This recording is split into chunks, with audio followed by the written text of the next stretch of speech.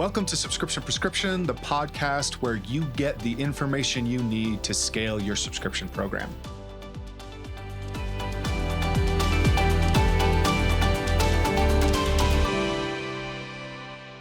Before we get into the episode, I want to talk to you about chargebacks. How are you managing the chargebacks in your business? Because this is a big problem for e-commerce brands.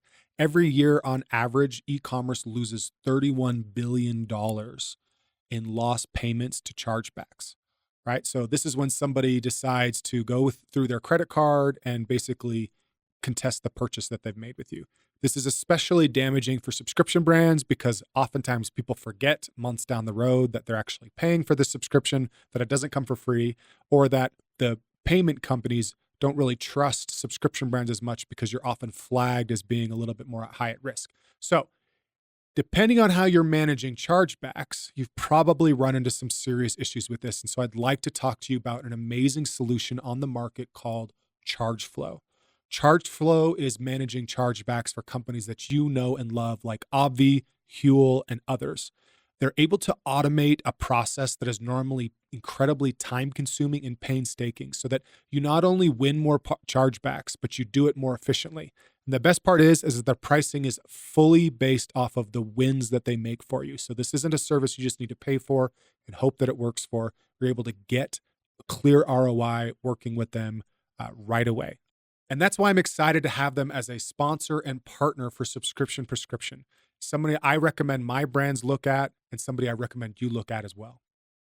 Hi, my name is Matthew Holman, and welcome to another dose of Subscription Prescription, the podcast where we try to help you understand everything related to e-commerce subscriptions. And on this week's dose, we're going to be diving into the offer. Now, if you've been following my newsletter for a while or following this podcast, you know that I harp on the offer all the time. So I'm just going to remind you of why the offer is so important. In all my years and all the brands that I've worked with, the most transformative part of the subscription experience is the offer, right? More than just retention plays, more than emails or upsells or A/B testing, all that stuff. The most important thing is the offer, because offer breaks down what people buy, meaning is it a product? Is it an experience? What do they get for that? How much does it cost? And why they buy that. We can also add into there how often they get it when we're talking subscriptions, like cadence or frequency, but I do sometimes think of that as like what people are getting. But the offer is really the compelling piece that gets somebody to subscribe in the first place. If we're thinking about Dollar Shave Club, right now they're running like a special, getting their starter kit, right? Basically, it's $5. You get a blade, razor, like all these things to be able to start shaving. I talk about Dollar Shave Club all the time because I'm bald myself and use them. The idea being you have that price, it's $5. You get a blade, you get a handle with some razors, and they'll throw in a couple other things to make it a little bit more compelling. And then after that, it renews at a certain price, right? When we're thinking about subscribing to ButcherBox as a brand that I love talking about as well, there's always some type of special offer that they're doing. Lifetime chicken wings, getting a turkey at Thanksgiving. There's things like that they're including. But for many of you, that's maybe even talking about too much. When we're talking about offers, we're talking about just sometimes as simply as you're buying a bag of protein powder and it's 15% off. That's the offer. That's what you get.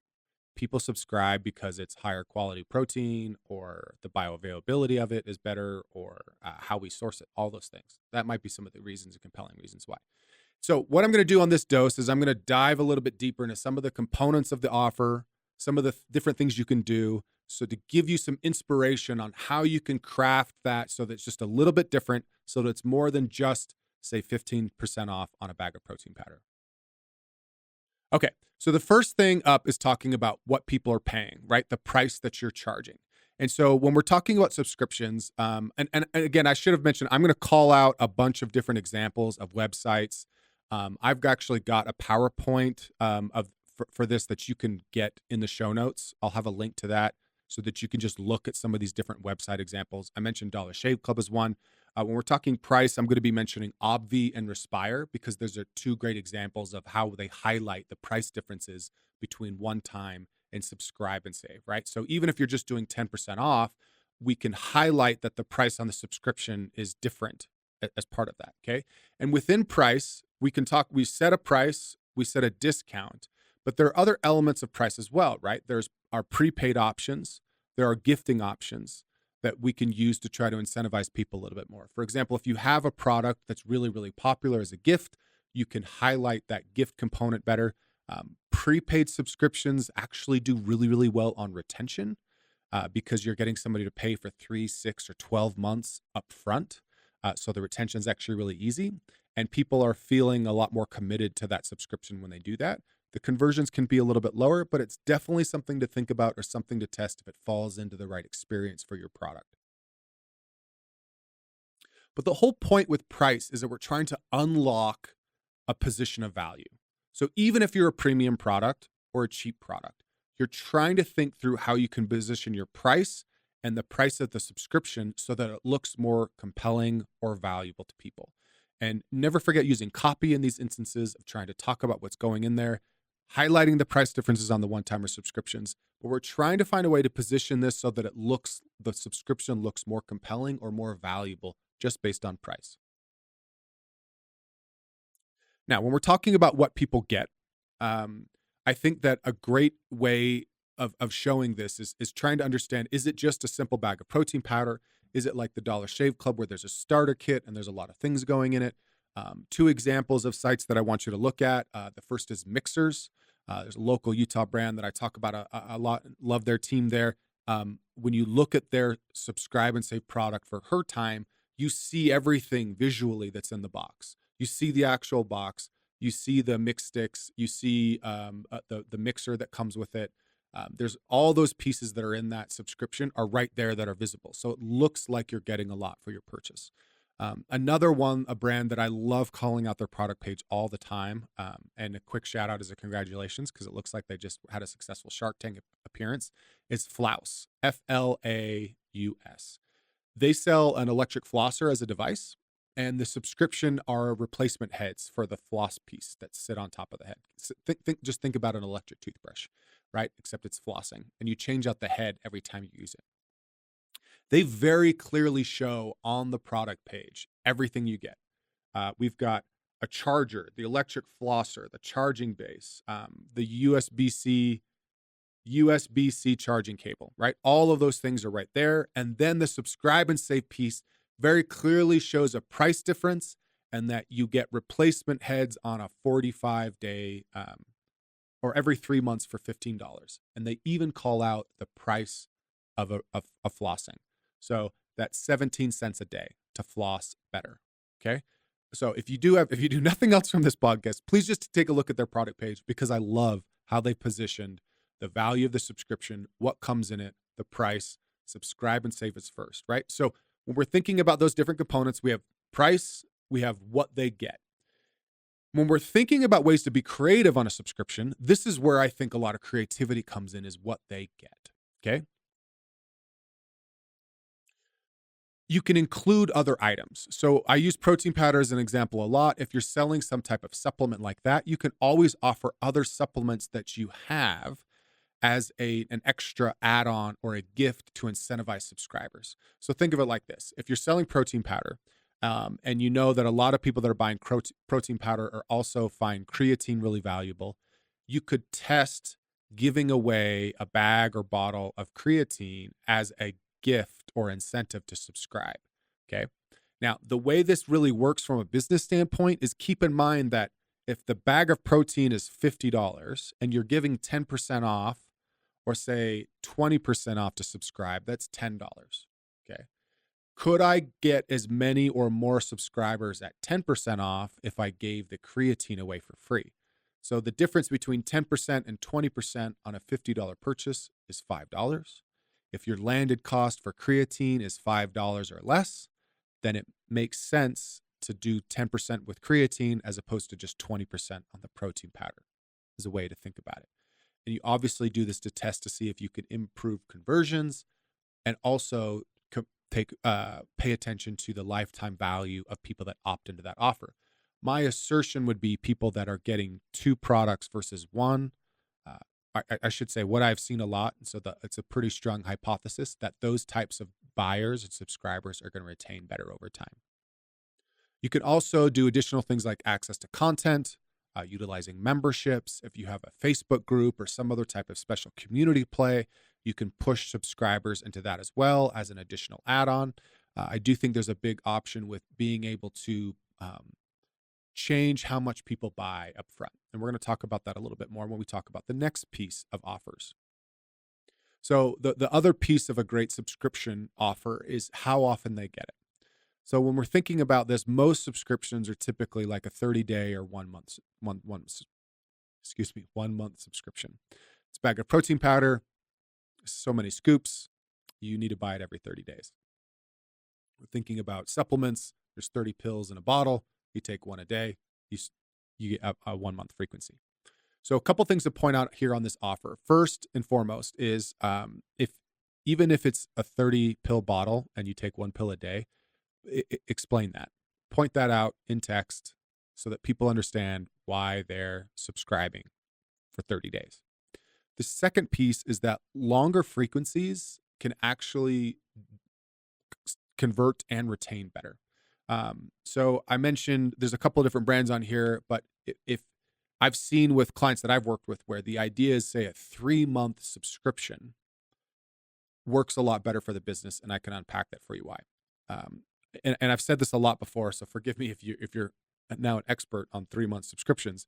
But the idea is if I take 3 bags of protein powder instead of 1 bag of protein powder, so instead of $50, I'm trying to sell $150. The cost of shipping 3 bags versus 1 bag 3 different times is lower, right?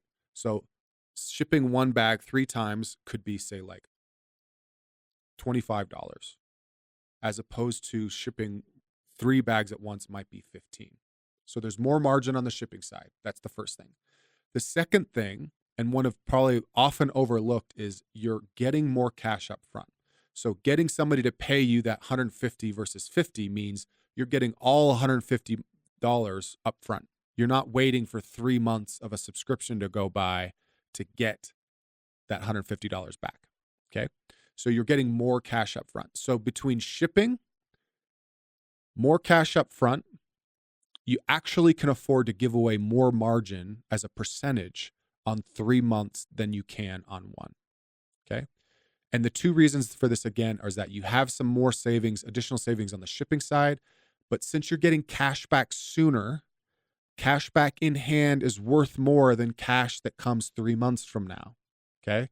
It's time value of money. It's how you're able to put money back into the business faster. You can use, again, if you discount that 150 to 100, but you use that 100 to put it right back into Facebook ads to acquire more customers, you can start acquiring subscribers faster, and that cash works more efficiently for you than it does waiting for the 50 over 3 months, right?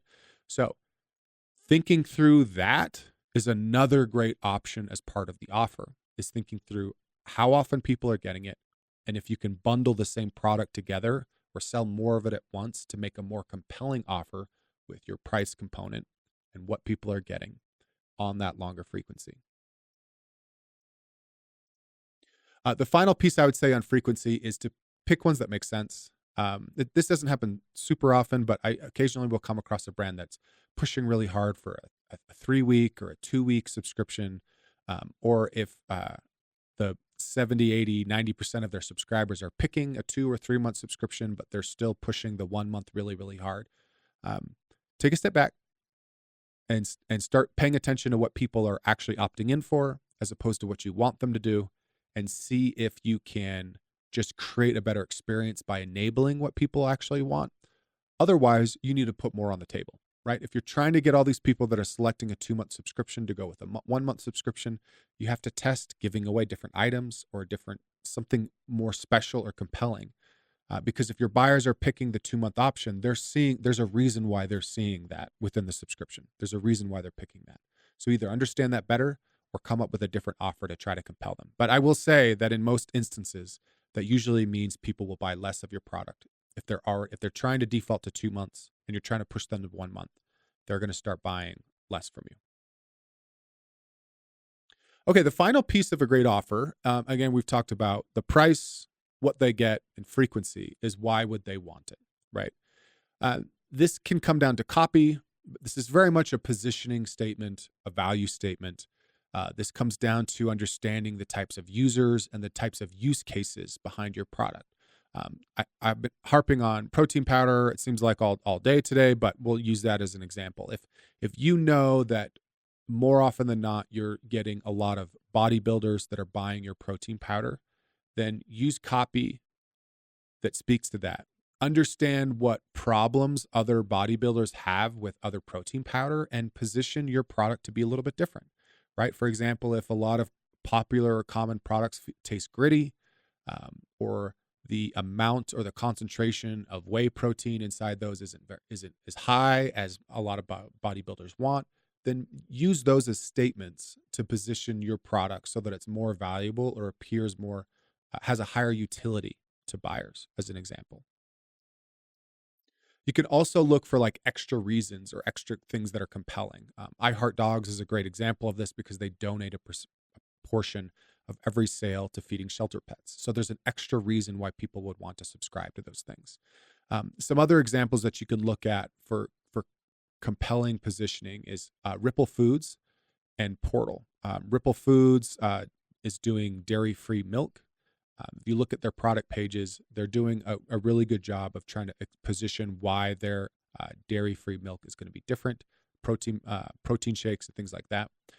Portal is like a sleep supplement. Their landing page is quite beautiful. If you see the reason where you purchase, there isn't actually a lot right there because there's a tons of things on their landing page that's highlighting reasons why somebody would buy this, right? To get more energy, to get some of their life back, those types of things. The final piece of thinking about why people would want your subscription is to consider, are they buying it for the price? Are they buying it for convenience? Are they buying it for quality? When you think about where you're strongest in the market, are you average price compared to your competitors? Does it come a little bit faster? Is the quality better? Thinking through those different kind of components. You can never be all three, right? Like the general rule is you can be two of those things. You can have higher quality and a good price, but it can't come super fast because it takes a long time to make it, right? If you've heard that before. The idea is to try to think through which ones of those you want to start leaning into, and you can use that as part of your value positioning statements to be able to speak to customers to get them to subscribe. Okay, so again, as a quick recap on the offer, again, this is the most compelling piece of any subscription program. This is what people buy. This is what's going to increase your subscriber base. This is what's going to have the best impact on retention downstream because of how you're positioning and what people are buying from you. So the offer is the critical juncture of any subscription program. And an offer consists of the price of the product with discounts, what goes with that purchase. Is it a starter kit? Is it a bundle? Are there gifts that go with that? How often they buy it? What is the frequency associated with that? And then why would they want it? What makes it compelling? What makes it different? What makes it how are you positioning it so that it can stand out in the market? So those things are the things that I always want you to be thinking about and be working on and thinking through with your subscription. Because as a quick example, that's actually how you can start to play better with retention. So when you're trying to identify what you need to do differently or better to retain subscribers longer or to increase the average order value of subscribers so that you could ultimately have a higher average lifetime value per subscriber, the offer is going to give you lots of insight. Again, with that example I said earlier, if everybody's trying to, the people that retain the best are on a 2-month subscription, but you're pushing one the most heavily, maybe you should try testing it with a 2-month subscription, right? If you're thinking through that, hey, on our subscribers that buy these two products together, they happen to retain better. How can we make that easier within the subscription experience? Can we do an upsell? Can we offer a bundle? Can we use one as a gift option? That's how you start thinking through understanding what's working on retention, and you go back and you start building out a better offer that's going to get you more people and in similar experiences to that.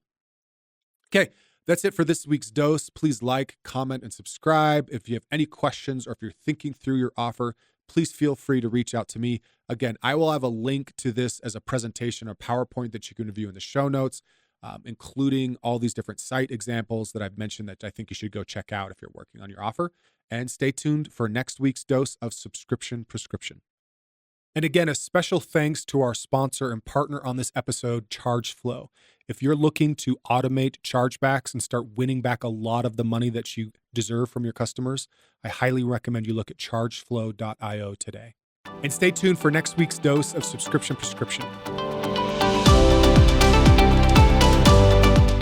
That's it for today. Thank you for tuning in. Please subscribe so that you can get notified when new episodes come out each week on Tuesdays.